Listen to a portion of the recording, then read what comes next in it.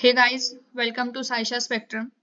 In the previous lecture, we have seen about the first form, that is an SAP script. In this lecture, we are going to cover about an smart forms. So what are the smart forms? Smart forms are the advance of an SAP script in which the drag and drop option is been provided for designing the layouts, and very less amount of coding is being done into a smart forms, whereas it uses the text modules, graphics and templates in the multiple forms, and which it provides the better flexibility and functionality. So let us see the advantages of smart forms. Basically, it reduces the dependency of an SAP print programs, and it supports the multiple output formats such as PDF, HTML and printer friendly formats. Then thereafter, it reduces the dependency, and there is an built-in error option provided for handling and debugging process, and it simplifies the designs with a graphical editor. And talking about the disadvantages of smart forms, so it requires the SAP GUI for its development, and it is less suitable for the designing of a complex graphics, and limited advanced formatting compared to the Adobe forms.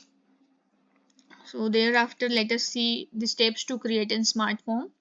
Very first, to create a smart form, we require a T code, that is in smart form in the capital letters. Then thereafter, define the form components. Like, very first, to define in global settings, like define global variable, then text styles and templates, which we need to be used into the form. Then thereafter, define the form logic by creating a nodes, and then thereafter, output layouts, design the form layouts using and drag and drop options. Then thereafter, the next step is to call in smart form, and the last step is to assign the layout to the output type using the NACA transition code. So now let us see different transition codes used into a smart form.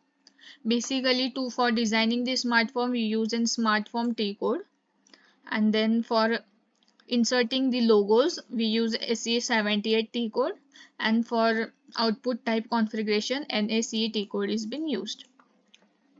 So in the previous two lectures, we have already covered the two forms, that is smart forms and SAP script. In the further lecture, we are going to see about an Adobe forms.